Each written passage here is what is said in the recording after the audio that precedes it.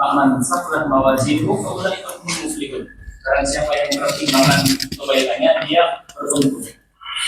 Namanya disebutkan hanya al-sunnah al-halan itu bukan timbangan, al-halan itu keberuntungan. Keberuntungan ketika ditimbang dia lebih berat kebaikannya. Paman kokon mawazihu faulaika ladina khasiru. Kalau yang ringan kebaikannya maka dialah yang rugi. Sholat itu luar biasa. Ada satu orang datang ke hadapan Allah setelah diaudit, diminta, kemudian nanti ditimbang amalnya yang bagus saja. Tapi kita kalau begitu, yang bagus saja. Yang tidak bagus buang. Nanti kita diambil. Itu dulu Allah. Kalau ditimbang, misalkan keburukannya 1 miliar, kebaikan itu hanya 200 juta. Itu kita baru. Keburukannya 1 miliar, kebaikannya 200 juta. Tapi ternyata dari 200 juta itu yang 100 juta. Ini adalah sholat berjamaah kali 27. Jadi berapa 100 juta kali 27? Karena biasa itu kan miliar boleh. 100 juta dikali 27 jadi berapa? 2,7 miliar. Ditambah 100 juta yang lainnya 2,8 miliar. Sekarang untung atau rugi? Untung. Gara-gara apa? Sholat. Sholatnya di mana? Hayya 'alas shalah, hayya 'alal falah. Itulah kenapa masjid itu harus makmur. Kenapa kita itu harus memikirkan umat kita masuk? Kenapa? Karena kalau dia nanti rugi, fa ummuhu hawiyah, ibunya yang akan mendekap dia itu neraka hawiyah. Wa ma adraka ma hiya narun hamiyah. Api yang begitu panas. Inilah reason kenapa kita harus berjuang di jalan Allah. Di satu sisi kita juga akan mendapatkan pahala yang melimpah. Mudah-mudahan kita juga beruntung. Dan di sisi lain kita jangan sampai tetangga-tetangga itu nanti rugi. Sholat. Maka standar masjid makmur semakin banyak yang sholat berjamaah. Siapa? Bukan jamaah impor, jamaah lokal. Bukan jamaah impor, tapi jamaah lokal. Dan zakat inilah yang akan mengentaskan kemiskinan. Zakat kita rata-rata yang bisa kita kelola adalah zakat fitri. Terus bisa tahun sekali. Harusnya zakat yang bisa dikelola oleh masjid itu zakat mal. Maka memang jalan memakmurkan masjid itu bukan jalan yang mudah. Itu jalan yang terjal, panjang dan butuh banyak belajar. Joko Karyan sudah bisa dikatakan selesai keduanya. Jadi kalau mau bicara masjid makmur, Joko Karyan selesai juga. Jadi visinya ini, misinya atau strateginya ada di surat Al-Baqarah ayat 125 yang sudah tadi kita baca. Terus nanti 126. Apa di sana? Masjid itu menjadi masabatan, masjid yang dirindukan, masabatan. Kemudian yang kedua menjadi apa? Amnan. Amnan itu solusi. Dulu masalahnya takut, solusinya aman. Sekarang masalahnya apa? Di sekitar. Tadi disampaikan oleh Kang Mas Rusdi, makanya masjid itu harus memperhatikan sekitar. Masalahnya apa yang di sekitar? Masalahnya banyak anak masuknya SD negeri, tidak bisa baca Quran. Berarti programnya yang paling utama pengentasan buta huruf Al-Quran untuk anak-anak. Betapa banyak sekarang TPA-nya yang terbengkalai, kan begitu ya? Tidak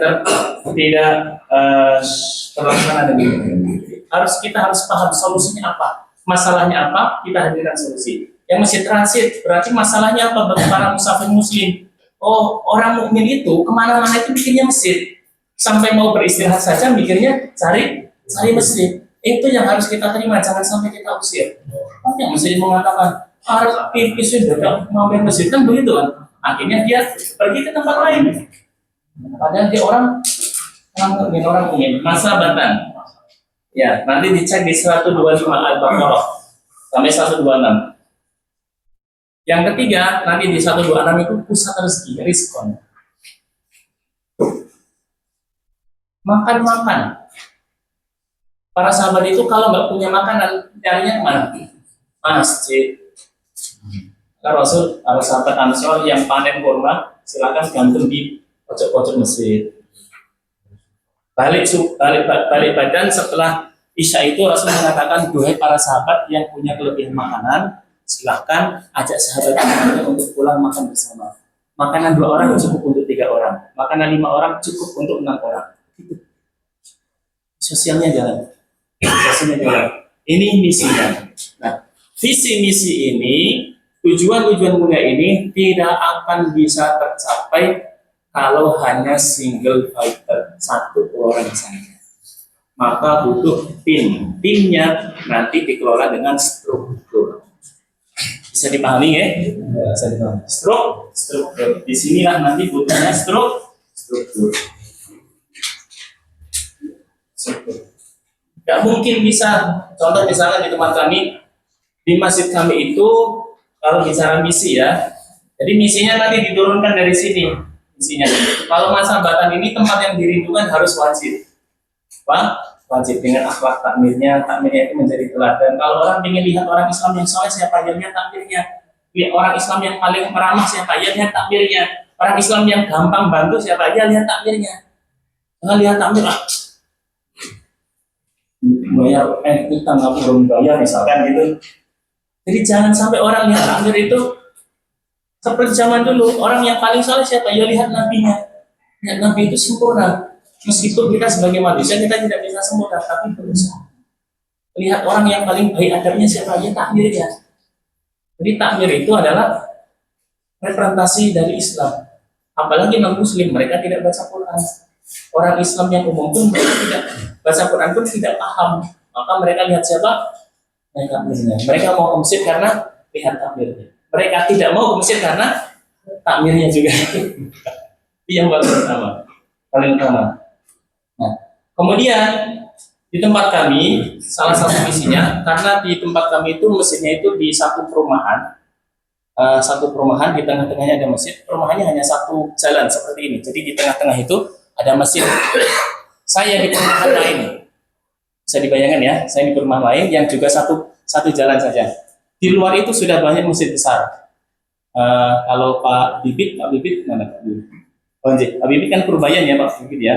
Kami satu desa, di sana itu kan ada masjid Al-Furqan yang besar, ada masjid Istiqomah yang besar, terus ada masjid Baitul Muqarrar yang besar. Kami itu di gang kecil. Maka kami tidak bisa seperti mereka bikin kajian yang besar yang datang 200 orang, nggak bisa. Tempat parkirnya tidak ada. Kami mau datangkan 300 orang saja, mikir denahnya di mana? Di dalam masjid sudah nggak cukup. Itu kan. Apalagi kalau di lantai atas kan juga nggak lucu juga. Pengajiannya di bawah, dengarkannya di atas kan begitu. Di bawah itu paling 80 orang. Itu pun kalau sudah dibagi perempuan sudah tidak bisa. Maka kami ambil itu apa? Oh, yang belum ada di Purbayan itu rumah Quran itu belum ada. Maka masjid kami menjadi tagline kami itu cikal bakal kampung Quran Purbayan. Cikal bakal kampung Quran Purbayan. Suatu ketika kami bermimpi Purbayan itu menjadi kampung Quran. Tidak hanya Ngeruki saja, tidak hanya Banyuanyar saja, Purbayan dan mungkin lagi Gentan, Waru, Siwak, dan kampung-kampung Panjenengan. Itu mimpi kami.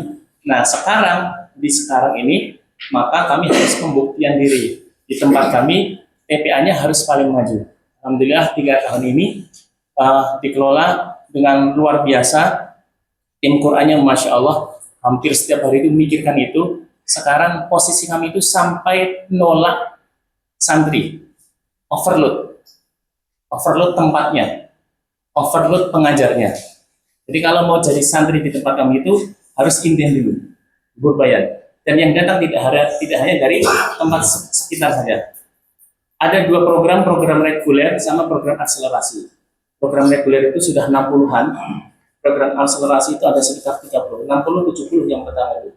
Program akselerasi itu yang sudah lumayan, nanti tahfidz, tahsin dan sebagainya. Sudah ada 100 orang, itu kami ikut. Rencananya nanti dari itu kami akan mencoba komunikasi dengan masjid-masjid lain. Ayo kita kelola bersama. Kami punya sistemnya, kami punya kurikulumnya, guru yang kami siapkan. Silakan masing-masing siapkan tempat dan siapkan dana untuk bantu. gitu. Maka di sini kita harus benar-benar tahu kebutuhan masyarakat itu apa, struktur. Kemudian tadi ada PR juga disampaikan. Terus bagaimana biar kita bisa pas menentukan kebutuhan, maka kita harus paham ada tipe-tipe masjid. Yang pertama masjid desa, masjid di pedesaan. Yang di pedesaan itu bisa jadi satu desa yang luas hanya ada beberapa masjid. Bisa jadi cuma 5 sampai 6 masjid. Kan begitu kalau di daerah pedesaan. Termasuk di daerah tempat kami itu, Desa Proto, Kedunguni, Pekalongan, itu di tempat yang begitu luas itu hanya ada beberapa masjid. Masjid jaminya satu, jamaahnya ke masjid jami. Jadi masjid yang sebesar ini tidak dianggap masjid. Yang sebelah ini ada masjid. Ada musola. Masjidnya benar-benar besar masjid jaminya. Yang dari jauh-jauh pun kalau sholat Jumat ke masjid jami. Jadi itu nanti ketika dia menjadi masjid desa, nanti programnya akan berbeda dengan masjid kota. Kemudian yang kedua, ada masjid kelurahan. Masjid kelurahan itu di mana? Di daerah-daerah yang perkotaan, yang di kampung-kampung aslinya. Masjid kelurahan. Contoh misalnya di sebelah sini, ini masjid kelurahan. Kan ada kan pojokan itu masjid kelurahan. Kemudian tiga, ada masjid kecamatan. Bukan kecamatan. Masjid ini perumahan. Ini beda dengan masjid kelurahan. Beda. Di Purbayan ada masjid kelurahan, ada masjid perumahan. Tempat kami masjid perumahan. Karakternya beda, jamaahnya beda. Nanti programnya bisa jadi beda. Kemudian nomor 4 ada masjid perkotaan. Perkotaan itu yang di pinggir-pinggir jalan besar. Contoh Masjid Raya Fatimah, Masjid Nur Mirah, itu masjid perkotaan. Kita sebut masjid perkotaan. Kemudian nomor 5, masjid transit. Masjid-masjid di pinggir jalan, di jalan-jalan antar kota dan lainnya. Itu masjid transit. Ini nanti akan beda dengan masjid perkotaan. Gitu. Kalau masjid Raya Al-Falah, masjid apa? Perkotaan sekaligus transit. Di tengah kota, tapi itu di jalur ini ya, jalur safar kita ke arah Sragen, ke selatan ke utara lagi ya, kan gitu ya. Itu dia sekaligus perkotaan sekaligus transit. Jadi kalau orang mau ke Al-Falah itu tidak perlu menyengat jam boleh masjid. Perjalanan langsung masuk ke gerbang masjid. Itu dia double dia. Kemudian yang selanjutnya tambahannya masjid-masjid kampus, masjid kantor dan lainnya. Itu juga termasuk masjid yang dimakmurkan dengan sesuai dengan kebutuhannya. Inilah tipe-tipe masjid. Nah, tipe masjid panjenengan yang apa? Kalau tempat kami tipe masjidnya perumahan. Kalau Bapak tipe masjidnya apa? Perkotaan dan transit. Perkotaan dan transit. Masjid apa nih, Bu? Al-Hadi Mustaqim. Al-Hadi Mustaqim. Oh, yang di sini ya. Masya Allah. Banyak sekali kajiannya itu. Kalau pagi sekarang malam full kajian. Kalau panjenengan Bapak masjidnya? Mujahidin Pundi. Karenanya? Jumiling. Masuknya masjid kampung ya. Bisa. Masjid kampung ya. Di tengah kampung bisa. Oke, Jumiling. Saya pernah tinggal di Jumiling. Yang bulan apa? Naiban. Bisa. Masjid desa. Di mana itu? Iya, desa mana? Desa Tawangmangu. Berarti masuk desa ya? Masuk desa. Nanti kalau orang desa itu senang bagi-bagi sayur dan sebagainya kan begitu ya. Kalau orang kota, orang perumahan bagi-bagi sayur nggak bisa jadi nggak datang gitu. Kelurahan itu masih senang bagi-bagi sayur. Gitu. Bagi-bagi sayur masih bagus. Tapi kalau perumahan kadang sudah nggak laku bagi-bagi sayur. Kadang nggak laku. Bapak mesinnya? Kelurahan di mana itu? Pasar Kliwon Joyotakani masuk kota Solo di kelurahan. Oke. Apa? Kelurahan di Gajahan Solo Batu. Maksudnya kelurahan. Nanti masing-masing ini programnya beda, strateginya sama. Strateginya apa? Surat Al-Baqarah 125. Masjid yang dirindukan, masjid pusat solusi, masjid pusat rezeki. Strateginya sama, bentuk programnya yang beda-beda disesuaikan dengan masyarakat, disesuaikan dengan target dakwah. Seperti bapak-bapak yang bisnis kan disesuaikan dengan target marketnya, kan begitu. Orang yang menengah ke atas makanannya beda dengan yang menengah ke bawah, kan begitu. Beda tidak? Beda. Sama-sama mie ayam, untuk menengah ke bawah dan menengah ke atas harganya sama atau tidak? Beda. Kalau harga mie ayam 7.000 berarti menengah ke bawah. Yang menengah ke atas mau beli tidak? Tidak. Meskipun parkirnya susah, banyak motor, ya kan sempit. Harganya segitu gigit nganggo sausnya opo ngono kan. Itu kan saus opo? Saus apa sih? Itu yang menengah ke atas. Tapi kalau mie ayam misalkan harga 15.000, 20.000 itu menengah ke atas. Yang menengah ke bawah mau beli nggak? Nggak mau. 20.000. Pokoknya ngono oleh telur. Ini masa bahasa itu tadi dirindukan pusat solusi pusat rezeki. Dirindukan karena akhlak takmirnya, karena fasilitasnya nyaman. Tadi disebutkan oleh Kak Mas Rusdi, nyaman dan sebagainya ibadah. Dirindukan ada program-programnya, solusi menjadi solusi. Menjadi solusi. Contoh misalkan anak-anak, kenapa kok anak-anak ke situ? Oh, ketika mereka main haus, di masjid disediakan air minum. Jadi anak-anak itu biasa ke masjid dan lain-lain. Contoh solusi lagi, orang lapar, ya kan, bapak-bapak bekerja misalkan di perkotaan, ada mohon maaf, ada tukang beca, gojek dan sebagainya, mereka harus ngirit, lapar, mau makan di mana? Oh, di masjid sana, tiap dulur ada makanan. Paling tidak waktu Jumat ada makanan nasi berkah Jumat, mereka Jumatan. Ustaz, nanti tujuannya bukan untuk Allah, tapi untuk nasi. Tujuan untuk Allah itu yang tahu dia dengan Allah. Orang datang bukan karena nasi pun belum tentu. Ya, takmir masjidnya saja itu bisa dipertanyakan loh. Tujuannya apa yang takmir masjidnya? Agar untuk Allah, agar dia dikenal, kan begitu kan? Kalau sudah ngomong niat itu sudah tidak bisa.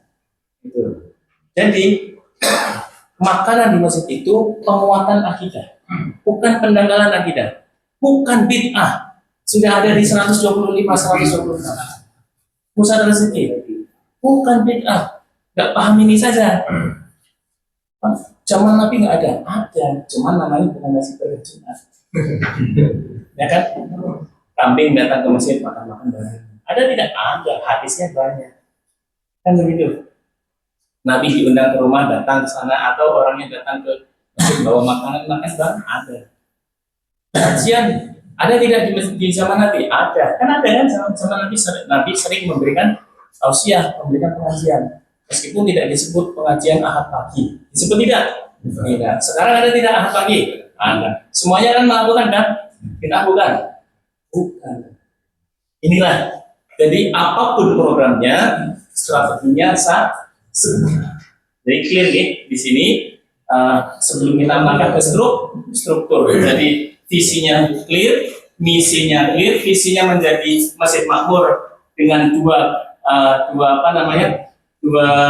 poin di sini, sholat dan zakat. Misinya itu menjadi masjid yang dirindu, masjid pusat solusi, masjid rezeki. Programnya nanti macam-macam sesuai dengan tipe-tipe masjid. Jadi ini semua nanti diperas menjadi program. Program ini yang akan melakukan adalah strukturnya.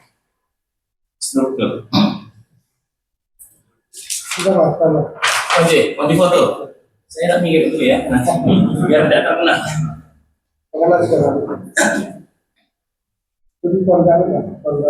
Yang punya fotonya yang di depan nanti bisa share di.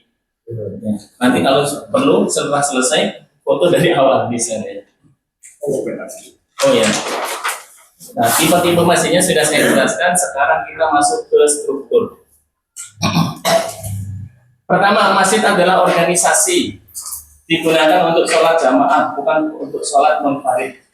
Maka dibutuhkan berjamaah untuk mengelolanya. Banyak masjid gagal bukan karena kekurangan dana, Tapi karena satu, tidak ada pembagian tugas, tidak ada kaderisasi, semua bergantung pada satu tokoh, tidak ada sistem. Terus nomor belas, awal bareng-bareng, habis itu laku diri. Sebenarnya ini ending. Itu masalah kita, di antara masalah kita. Al-haqqu bila nidam yang libul batilu binidam. Kebenaran yang tidak tertata akan dikalahkan kebatilan yang tertata. Al-haqqu bila nidam yang libul batilu binidam. Kemudian tipe 3 masjid. Kalau ini masih berdasarkan geografis, kalau ini masih berdasarkan struktur. Ini ada 3 tipe. Yang pertama, masjid tokoh, semua bergantung pada ketua. Ketua sakit, kegiatan berhenti. Ketua nih sampun sepuh, sampun sakit-sakitan, tidak mau diganti, kegiatannya mandek. Orangnya bingung semua. Betul nggak? Sering terjadi. Jadi jangan sampai bapak-bapak sekalian, kita dipilih untuk memakmurkan masjid. Jangan sampai keberadaan kita itu justru menghambat kemakmuran masjid.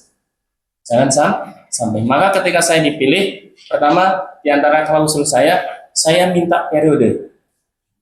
Tolong dibuat periode agar saya bisa fokus di periode itu.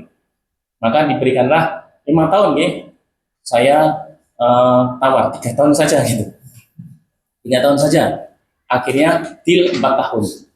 Oke, nanti boleh dipilih lagi ya. Saya maksimal, kalau gitu maksimal 2 kali saja. Mereka minta 3 kali, saya maksimal 2 kali saja. Jadi ada periodisasi. Jangan sampai nanti lama-lama kita kena penyakit. Bukan hanya penyakit jasad, tapi penyakit hati. Merasa kita yang paling punya masjid itu. Itu setan itu begitu. Iblis kan juga begitu kan? Merasa yang paling berjasa. Itu yang pertama, masjid tokoh. Itu. Kemudian yang kedua, masjid panitia. Kegiatan banyak tapi hanya bergerak saat ada acara. Ini masjid panitia. Masih lumayan daripada masjid tokoh. Masih lumayan. Kemudian 3, masjid organisasi. Siapapun ketuanya, masjid tetap berjalan. Inilah yang harus dibangun. Kita tidak bisa pungkiri, masjid itu biasanya mulai dari yang nomor 1, betul kan? Tapi itu jangan sampai lama-lama. Jangan sampai 20 tahun begitu. Jangan sampai. Kalau perlu, beberapa tahun saja. Oh, periode ini masjid tokoh, tidak masalah. Diupayakan periode besok itu sudah masjid panitia, tadi menjadi masjid organisasi. Jadi bapak-bapak sekalian, jangan sampai kita tuh merasa kita harus di sana agar kita mendapatkan pahala. Jangan sampai. Man sanna sunatan hasanatan fil Islam falahu ajruhu fa ajru man amila biha. Tuna ayat kusami nuzurim syai'an. Barang siapa beramal sholih, melakukan membuat teladan amal yang baik, maka dia mendapatkan pahala dari amal itu. Kemudian orang-orang yang mengikutinya. Orang-orang mengikutinya tanpa mengurangi pahala mereka sedikit pun. Nah, di sini kita harus paham, untuk memahami struktur ini, kita harus paham pola 3 generasi. Pola 3 generasi.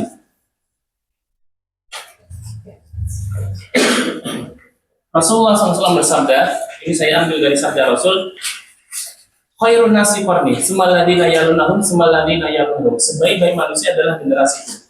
Kemudian orang-orang yang setelahnya, kemudian orang-orang yang setelahnya. Kan begitu ya? Generasinya Rasul siapa? Sahabat.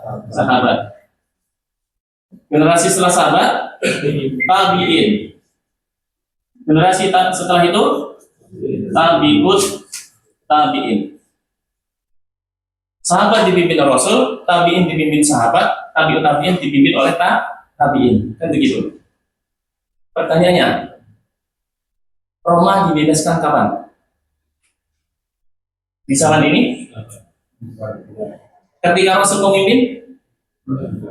Ketika sahabat memimpin tabi'in kan? Zaman kedua kan? Atau bahkan zaman ketiga? Jadi dari zaman ini kira-kira yang paling banyak prestasinya membebaskan yang paling banyak yang mana? Yang paling bawah atau yang paling atas? Paling bawah. Memang harus begitu. Tapi yang terbaik yang mana? Yang atas. Maka kalau suatu ketika kita harus leren. Karena usia leren. Itu sudah menjadi orang terbaik. Justru kalau kita menghalangi generasi setelahnya, itu kita akan jadi iblis. Menghambat dakwah itu. Kalau memang harus leren. Kasihkan kepada orang setelah kita. Kasihkan kepada orang setelah Kenapa? Karena mereka, jadi ini generasi awal ini dia generasi perintis. Ini penerus, ini generasi yang akan melejitkan paling tinggi. Namanya apa ya? Berarti perintis, penerus, pelejit. Penguasa ya sudah. Saya ngikut Mas Rizal. Penakluk. Nah, penakluknya Mas ya.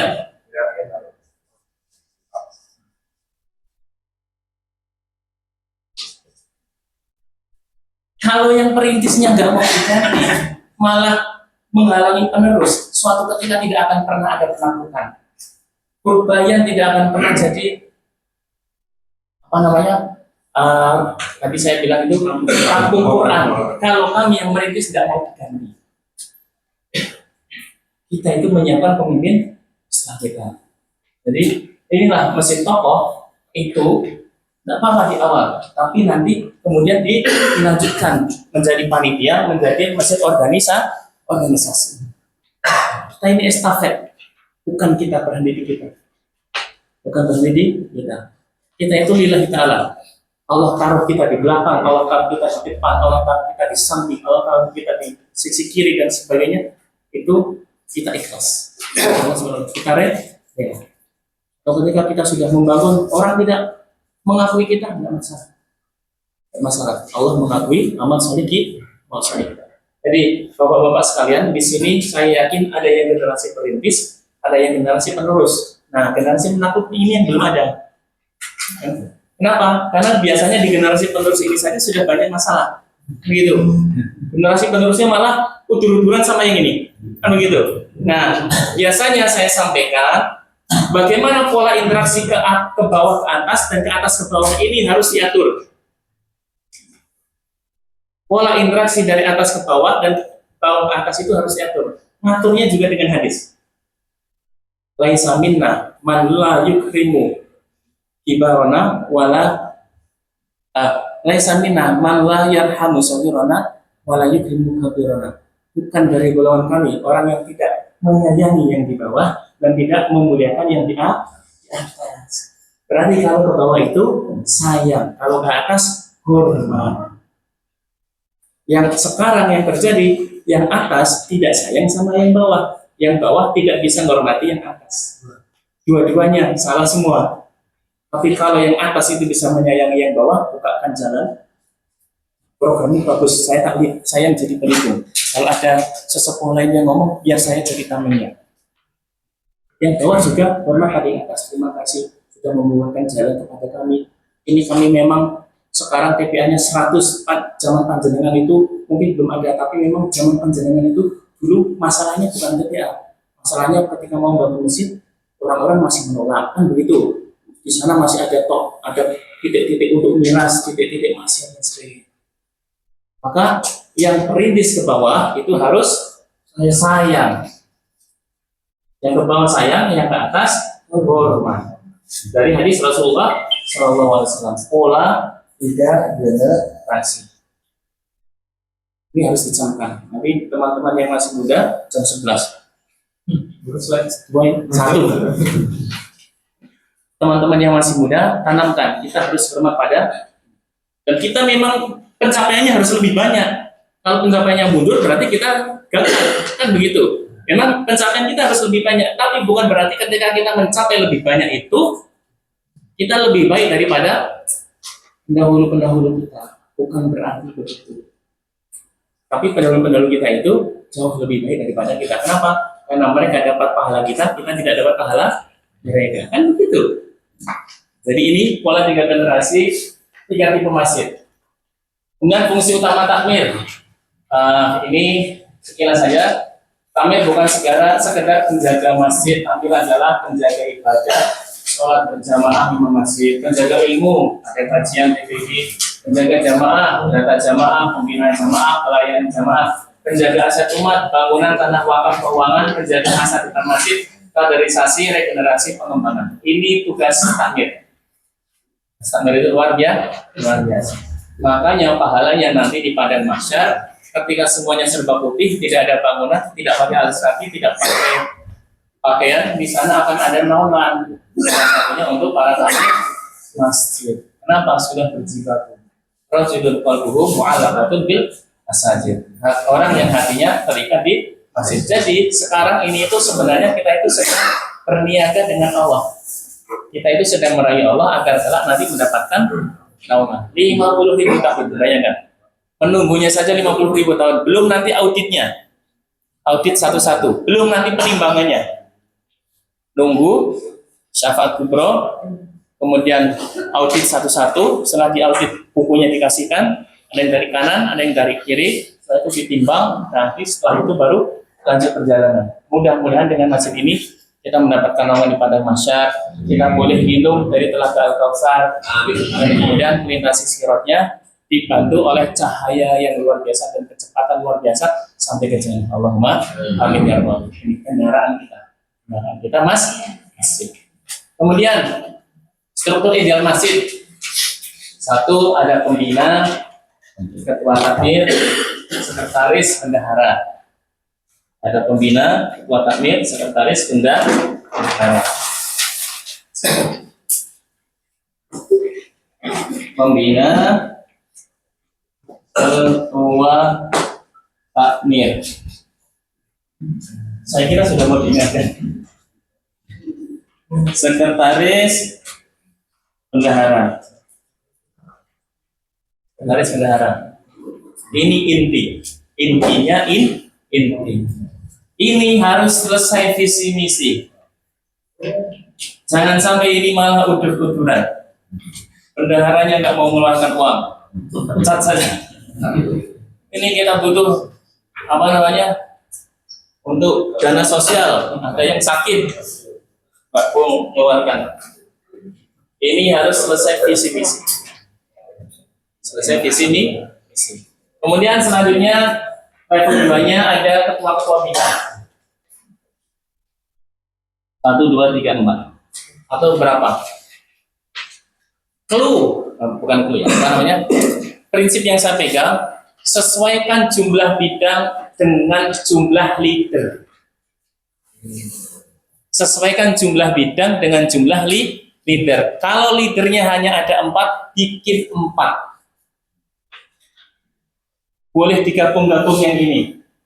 Contoh misalkan ibadah kerumah tanggaan, pasrahkan pada Bapak A.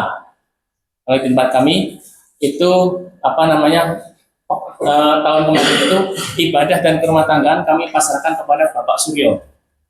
Itu. Jadi tidak harus kerumah tanggaan sendiri, ibadah sendiri.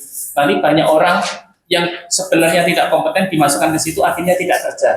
Akhirnya yang kerja siapa? Ketua takmir. Yang buka masjid siapa akhirnya? Ketua takmir. Yang lokal akhirnya siapa? Ketua takmir. Yang adzan iqomah imam makmum. Jadi begitu. Jadi sesuaikan ini dengan jumlah leader. Leadernya ada 5, bikin 5. Karena kami pernah membuat banyak, leadernya nggak ada, akhirnya nggak jalan, sosialnya nggak jalan, ini fundraisingnya nggak jalan dan sebagainya. Jadi sesuaikan dengan jumlah leader. Banyak hal yang bisa digabung. Contoh misalkan sosial dengan fundraising bisa digabung, itu bisa. Jadi jumlah di leader. Prinsipnya gini. Ada sosial, rumah tanggaan, humas, pemuda dan lain-lain. Lanjut. Nah, Mas, ini tadi struktur ya. Struktur ini ada pertanyaan Bapak-bapak? Ada pertanyaan? Di tempat jenengan banyak ada tidak orang yang namanya tertulis sebagai takmir tapi tidak pernah ke masjid? Ya ada. Ketua takmirnya bukan? Bukan ya, alhamdulillah. Numpang ya. Gimana Pak? Jadi Bapak-bapak, ini kan ada level 1. Ada level 2. Ini ada level 3. Level 3. Nah, orang-orang yang sudah biasa ke masjid, meskipun tidak banyak bekerja, kami masukkan ke takmir, tapi di level 3. Untuk mengingat, karena tujuan strategis. Contoh misalkan agar masjid kita terlihat, bukan terlihat, memang dinilai dan begitu adanya terbuka, tidak eksklusif. Tidak eksklusif. Maka dari perumahan ini ada bapak ini, bapak ini, bapak ini. Itu akan membuat masyarakat itu memandang baik masjid. Oh, dari gang kita ada takmirnya bapak ini, bapak ini. Meskipun tidak begitu aktif, tidak masalah. Itu ada di level 3. Atau sebelumnya kami bikin relawan. Relawan masjid. Relawan itu ada tim muslimah. Waktu itu belum mau jadi takmir. Saya nggak mau jadi takmir. Ya sudah Bu, ya relawan saja. Oh ya sudah, kalau relawan nggak apa-apa. Ada 10 orang. Sama saja sebenarnya mereka ngurusin juga. Sekarang jadi level itu. Dan setiap level ini dipimpin oleh leader. Yang kewenangannya saya berikan kewenangan untuk mengeksekusi program. Jadi kalau tim muslimah pagi tadi karena ada yang mau pindahan, mereka jalan-jalan ke Waduk Cengklik, makan-makan di sana. Tidak perlu izin saya. Hanya hal-hal tertentu saja yang harus izin saya. Misalnya saya mengambil keputusan yang nanti melibatkan banyak orang atau antar bidang, itu harus melibatkan 3 orang ini. Melibatkan 3 orang. Nah, agar ini bisa berjalan dengan baik, bapak-bapak sekalian, ada langkahnya. Bagaimana kita bisa menyusun ini? Ada langkahnya. Langkah yang pertama itu kita harus mulainya dari hati. Jangan langsung menyamakan pandangan. Ya, ini kan mau berjalan bareng ya, terutama yang di sini. Oh, di sini. Ini kan mau jalan bareng. Maka ini harus sama pemahamannya dan gerakannya. Punya warna lain enggak ya? Ada aja.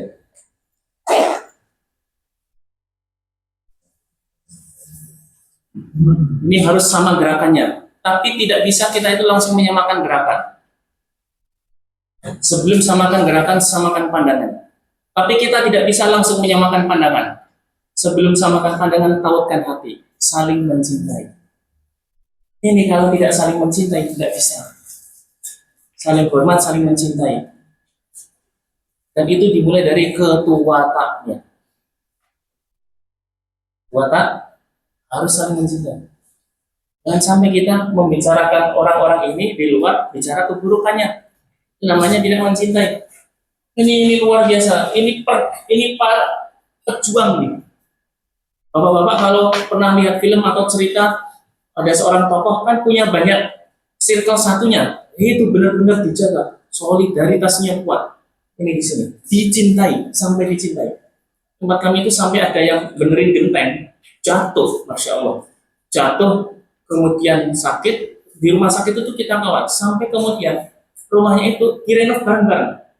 Habis 20-30 juta. Kenapa? Ya itulah ta'awun alal birri wa taqwa.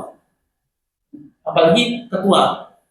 Ini berarti pertama mulainya dari hati. Setelah hati, visi. Setelah itu gerakan. Ayo kita bikin program ini. Pandangannya masih beda-beda.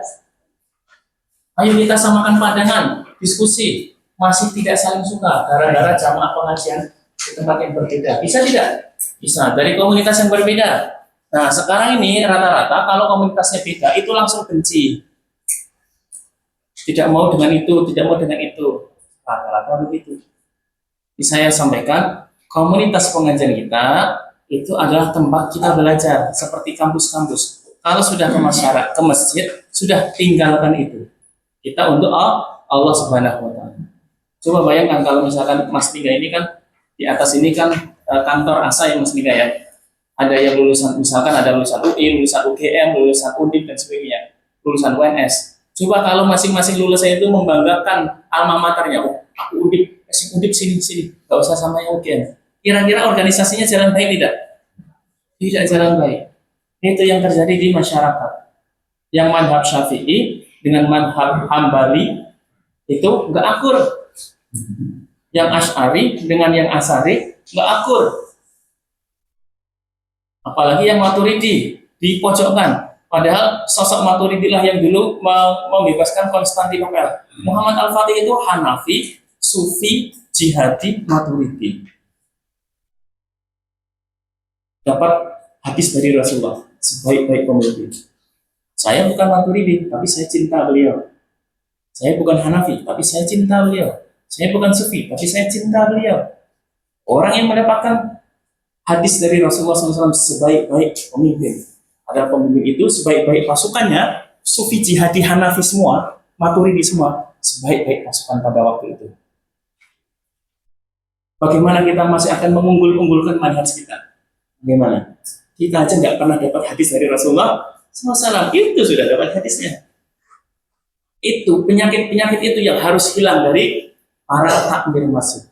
Kalau kita tidak merampungkan masjid, kita nggak akan pernah bisa mengelola negara Indonesia. Kasih masjid aja nggak benar. Padahal di masjid itu di satu kampung kadang ada 20 masjid. Bayangkan dikasih amanah 1/20 kampung tidak amanah. Bagaimana mungkin mau dikasih Indonesia Raya? Nah, mungkin kan? Kita banyak menghujat pemimpin. Sebenarnya kita itu juga berhak dihujat. Kita juga dihujat masyarakat kita, umat kita. Cuma kita nggak ngerti. Pemimpin kita hujat-hujat, mereka juga nggak dengar. Sama tidak? Sama. Sholat itu cermin individu, masjid itu cermin masyarakat. Kumpulan masjid-masjid yang ada di Indonesia itu cerminan negara. Maka kalau mesinnya belum benar, jangan harap negaranya benar. Jangan harap. Kita mulai dari kita. Lanjut, panjang dulu Pak. Kunci. Saya dari Pantai Penjuru sampai ke Sarajevo ya Pak. Dari yang dijelaskan tadi, Alhamdulillah sudah kelas sekolah sama yang baru. Saya sudah lupa, tapi baru aja di sekolah. Tipenya ada masjid Quran, masjid Jami di tengah kota, di depan gereja, dan juga masjid Tajid. Masjid apa yang lain? Transisi. Kemudian begitu saya ditunjuk, otomatis kami sudah dua seperti tadi, sampai dengan tingkat level 3. Level 2 ini kan ya. Otomatis dari level 2 ini nanti bidang-bidang kan harus mencari anggota. Iya. Dari anggota. Nah, sekarang kendalanya di situ. Iya. Sampai dengan bidang-bidang oke saya. Begitu ketua bidang mencari anggota-anggotanya yang menjadi problem ya sekarang justru makin tidak saya. Karena merasa kayak kok jadi aku kok semua mereka semua seperti itu. Pertanyaan saya gimana caranya untuk nah ini ya susah di sini. Makanya dari praktekkan Riyadhus Shalihin. Tahadu, saling memberi hadiah. Mungkin tidak pernah berkunjung ke rumah-rumahnya. Mungkin ada yang sakit terlewat tidak mungkin gitu. Mulai dari hati ke hati. Jadi kalau saya program masjid utama tahun pertama itu nggak usah muluk-muluk, tapi saling mencintai dulu. Bagaimana bisa saling mencintai? Mungkin kita tidak kenal anak-anak mereka, gitu kan? Jadi saling kenal dulu. Nanti kalau sudah saling kenal, nanti gampang saling bantu. Karena gini Pak, sebelum ada takmir ini ya. Sebelumnya sudah jalan mau nggak pakai takmir itu jalan. Iya betul. Kemudian karena ini sudah disami, sudah ada perubahan. Jadi sepakati sudah sampai dengan tingkat bidang level 2 sepakati semuanya. Tapi kemampuan dari bidang-bidangnya ini dalam mengkondisikan. Betul.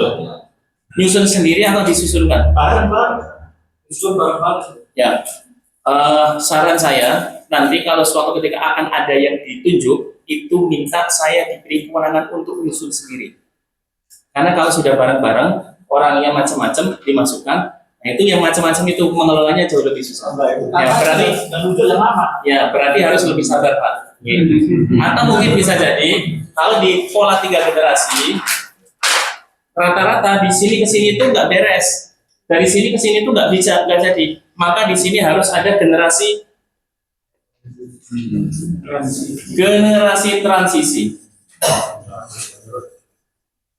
Saya ini generasi transisi, ngomong yang atas, menyiapkan yang bawah. Jadi begitu. Kan tidak ideal kan sekarang kondisinya. Tapi jenengan kan sudah paham yang ideal bagaimana nanti dari ini. Nanti kita itu menyiapkan. Kami ini generasi transisi dan kami banyak menghabiskan dana untuk benarkan hal-hal yang dulu dibuat belum pas. Termasuk masjid kami itu dulu kumuh sekali. Terakhir itu kami habis 200 sekian juta untuk benerin itu. Tanpa modal. Modalnya dari apa? Jadi kita itu generasi transisi. Jadi kemungkinan panjangan semua ini adalah generasi transisi di sini. Kan begitu ya. Nanti banyak-banyak kita belajar. Jadi kita paham, kita ngomong yang atas, kita siapkan yang setelah kita. Sekarang kita lanjut dulu. Kemudian masih harus punya dokumen. Ini yang sering lupa, masih punya bangunan, punya uang, punya tanah, tapi tidak punya dokumen.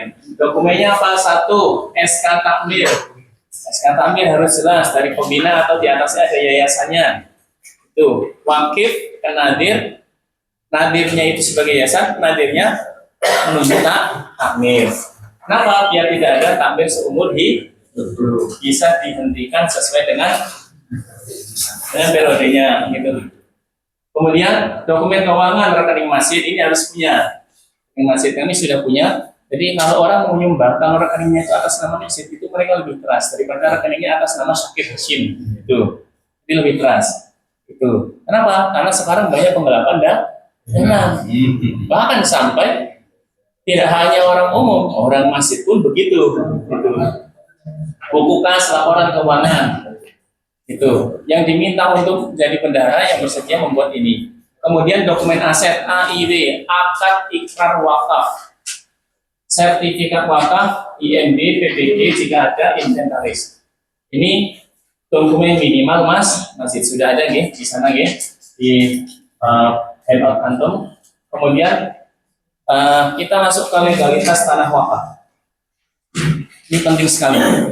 Ini bagian yang sangat penting. Banyak sengketa masjid bermula dari sini. Ada yang sudah merasakan? Masjidnya? Tadi yang bertanya. Sengketa masjid dari sini. Nah, apa nih dia? Wakaf itu diikrarkan oleh mewakif. Jadi wakif kepada siapa? Nadir. Nadir itu pengelola atau wakil dari wakil. Bisa bentuknya yayasan atau bentuknya yang lainnya. Gitu. Nah, nanti nadir ini paling aman yang menuju takmir. Maka nanti tidak ada ceritanya masjid dikuasai komunitas tertentu, tidak ada. Dikuasai takmirnya tidak ada. Karena takmirnya punya SK. Kuasai nadir. Pak Ben ya? Kuasai nadir. 26 tahun ya Pak Ben ya? Ya. 26 tahun kemudian dicuta dari masjid beliau. Kenapa? Karena ininya nggak rampung. Nggak rampung. Wakaf diikrarkan, AIW. AIW itu yang menerbitkan adalah KUA. Kemudian ada terdaftar di GAWA, kemudian sertifikasi wakaf itu yang menerbitkan BPN. Itu. Agar apa? Agar anak atau cucu wakifnya nanti nggak mengambil alih.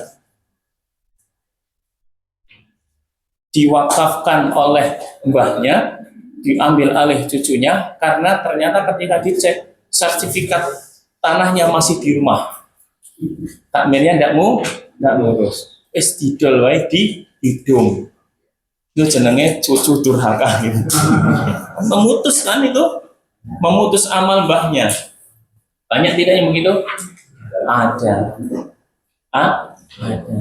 Termasuk juga agar ini tidak diselewengkan oleh satu pihak.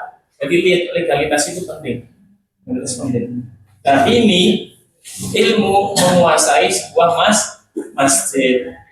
Dan ini dipraktekkan beberapa waktu lalu, mungkin beberapa tahun lalu itu oleh salah satu oknum. Salah satu oknum ormas. Ada kampung mau bangun masjid, dan ada bayannya mendekati, ini harus legalnya diurus Pak itu. Kami aja yang ngurus, nanti didaftarkan atas nama organisasi kami, tidak apa-apa, biar gampang. Kemudian nanti untuk takmir sama kegiatannya tetap masyarakat. Oke. Karena rata-rata orang itu buta legal. Orang-orang soleh itu banyak yang buta legal. Terus, jadi masjidnya iuran masyarakat, wakaf dari masyarakat, kemudian berapa tahun itu dikelola. Kemudian suatu ketika organisasi itu datang, cabang-cabangnya itu datang, di situ mengatakan kami adalah nadir yang sah. Mulai besok takmir yang sekarang itu sudah tidak menjabat, semua harus tunduk pada nadir.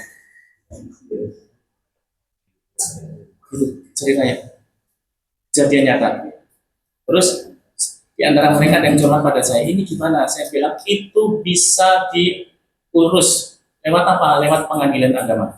Jadi seperti orang yang nikah kemudian cerai, lewat pengadilan agama itu bisa diurus. Akhirnya diurus lewat pengadilan agama, sudah habis 12 jutaan belum rampung, tapi masyarakatnya sudah kadung penting protes, demo besar-besaran. Jadi jamaah demo takmir yang baru itu. Akhirnya takmir yang baru itu pada lari. Karena bukan orang-orang kampung situ, tapi pelangnya masih ada sekarang. Kalau mau tahu pergi ke Desa Waru, itu di sana ada. Tanya aja. Ini tuh Ya, sudah lama. udah lama. Pokoknya dari tahun Ya. 90-an, 15. Bukan, baru mesin baru Pak. Yang baru. Mesin baru. Nah makanya bapak-bapak sekalian, pentingnya legalitas. Itu apa enggak IMB? Ya, IMB. Kota kemungkinan itu perlu. Ya, IMB bisa ditambahkan di sini dengan cara beberapa tahun yang kemarin juga ada habis waktunya. Barunya satu hari 2 materi saja nih, cuma ya. 2 materi lebih panjang nggak apa-apa Pak Kang Mas Bimin. Oh gitu. Oh belum sih. Nanti disepakati. Nah, bahaya jika tidak dibuat ahli waris, sulit renovasi, sulit pengembangan. Pesan penting masih boleh sederhana, tapi legalitas tanahnya harus kuat. Tambah sedikit ya Pak Ben ya. Kemudian UPZ, unit pengumpul zakat. UPZ adalah unit pengumpul zakat, perpanjangan tangan secara legal dari lembaga zakat resmi yakni Basnas. Dengan ini masjid secara legal boleh mengumpulkan dan menyalurkan siswa. Jadi sebenarnya nyari-nyari sumbangan itu kalau tidak punya badan hukumnya itu dilarang aslinya. Kalau masjidnya kecil-kecil nggak diurus, tapi nanti kalau sudah besar pasti diurus oleh pemerintah. Bisa masuk penjara. Gitu. Makanya harus legal. Kalau UPZ ini di bawah Basnas. Tempat kami sudah UPZ, alhamdulillah. Kemudian ada pilihan lain selain UPZ seperti ikut di Lazismu, jadi cabangnya Lazismu seperti Al-Falah. Ada Lasnas itu dari DPII, ada juga dan lain-lain. Yang penting harus legal. Apalagi hadim sakim ya di pinggir jalan itu harus legal Pak. UPZ bisa diurus. Ya. Menghubungi Basnas di kota terdekat, di kota tersebut. Kenapa masjid perlu UPZ? Karena masjid adalah tempat yang paling dekat dengan umat. Masjid paling tahu siapa yang miskin, siapa yang butuh, siapa yang wajib dibina. Yang tahu siapa? Masjid. Sekarang ini banyak orang bayar zakat mal itu tidak ke masjid, tapi ke lembaga-lembaga zakat. Orang Purbayan zakatnya lewat lembaga zakat nasional disalurkannya ke daerah-daerah lain. Sementara banyak orang Purbayan yang butuh dari zakat itu. Jadi zakat itu sudah seolah-olah itu harusnya itu seperti kurban orang sekitar yang paling butuh. Yang siapa yang tahu? Masjid. Yang tahu adalah masjid. Info itu yang sakit, itu yang miskin, itu yang bangkrut, ini yang tahu siapa? Masjid. Kemudian fungsi UPZ pengumpul zakat mal, zakat fitrah, infak sedekah, pendataan, bisa mendata muzaki, mustahik, penyaluran tepat sasaran. Yang bisa berhasil mengelola zakat mal ini adalah Zulkarnain. Tahun pertama itu dulu hanya 5 muzaki, sekarang sudah miliaran per tahun zakat malnya. Yang dulu miskin didatangi dikasih uang zakat, kemudian jadi sekarang jadi muzaki-muzakinya. Jadi zakat itu tidak hanya survival tapi pemberdayaan. Kemudian kategorisasi pengurus, kalau seluruh pengurus sekarang meninggal, apakah masih berjalan? Nah ini kebetulan kategorisasi. Ini harus banyak dilibatkan. Jadi intinya gini, pemimpin yang baik adalah yang menumbuhkan pemimpin selanjutnya. Ini tanda amalnya ikhlas.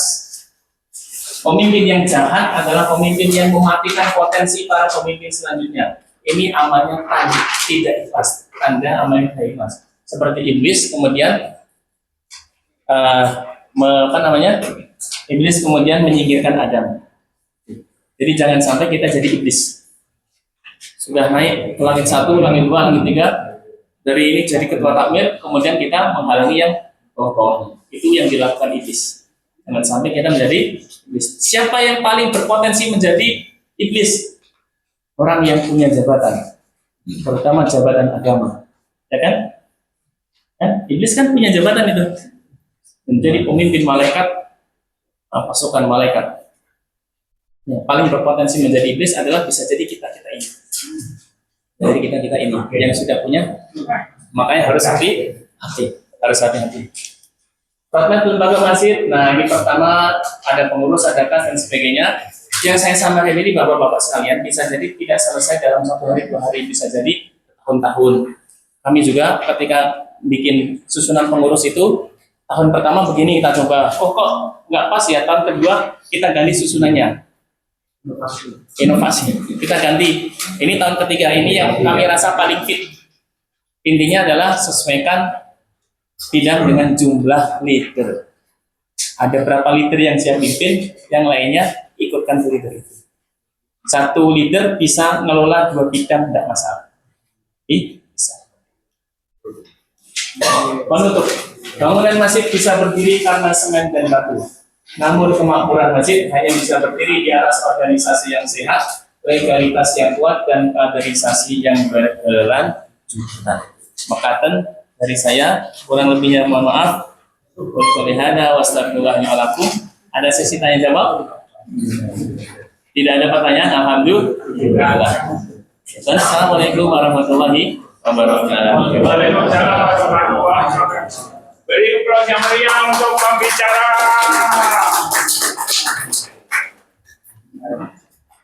Yang mau pertama sih, dipersilakan.